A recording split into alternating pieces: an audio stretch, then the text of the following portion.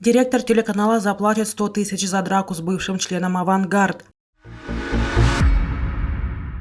Рахмон обратится к парламенту 23 декабря, но вряд ли скажет что-то новое. Вслед за Казахстаном Узбекистан опроверг газовое соглашение с Россией. В Германии задержали группу, планирующую госпереворот.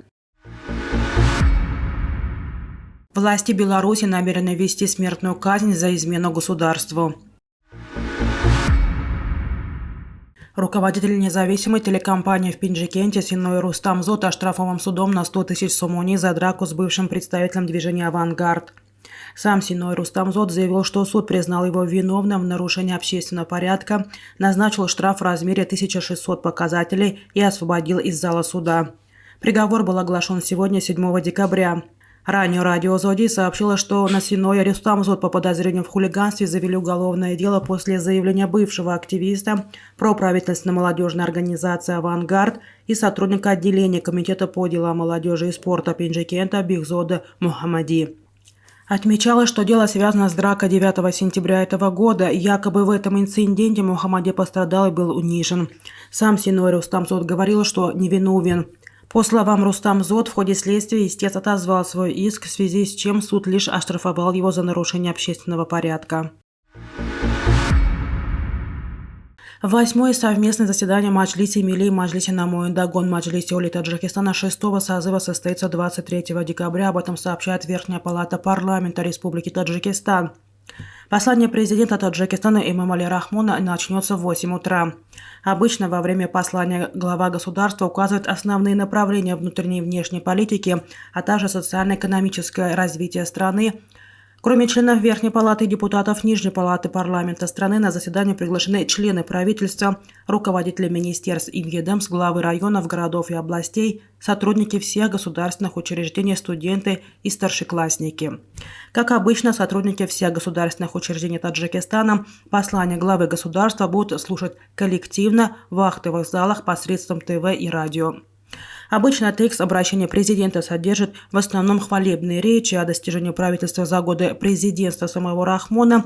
Другая его любимая тема – это гражданская война, которая закончилась 25 лет назад. Последние 10 лет Рахмон почти не сказал ничего нового и повторяет предыдущие речи в измененном тексте. Узбекистан намерен импортировать газ и электроэнергию из соседних стран на основе коммерческих контрактов, а не в рамках какого-либо союза. Об этом заявил заместитель премьер-министра по вопросам развития топливо-энергетической и химических отраслей, министр энергетики Узбекистана Журабек Мирзамахмудов. Отвечая на вопрос, действительно ли в Узбекистане создается искусственный дефицит энергоресурсов, чтобы склонить население и страну к добровольному участию в Тройственном газовом союзе с Россией и Казахстаном. В конце ноября стало известно о планах руководства России создать Тройственный газовый союз с Казахстаном и Узбекистаном. Предложение высказал президент Российской Федерации Владимир Путин на встрече с казахстанским коллегой Касымом Жомартом Токаевым. Резонансность союза в Москве объясняют, в частности, присутствие упомянутых стран в единой газотранспортной системе, оставшейся в наследство от СССР. Самой России такое объединение позволит решать вопросы сбыта природного газа, объемы закупки которого в Европе рухнули после объявления Западом антироссийских санкций в связи с проведением Российской Федерации специальной военной операции в Украине. Между тем, в Казахстане заявили, что обсуждать создание газового союза еще рано. Эту идею должны внимательно изучить эксперты и специальная правительственная комиссия. В Германии проведена масштабная операция против так называемых рейхсбюргеров, готовых к насилию участников праворадикального движения, которые не признают существование ФРГ. В ее ходе не менее 25 человек задержаны по подозрению в принадлежности к правоэкстремистской среде, сообщила Федеральная прокуратура Германии утром в среду 7 декабря. 8 из задержанных уже арестованы и против них начато следствие. По данным ведомства, рейхсбюргеры планировали свержение конституционных органов власти в стране. С сегодняшнего утра проводится масштабная антитеррористическая операция. Федеральная прокуратура проводит следственные действия в отношении террористической сети из среды рейхсбюргеров.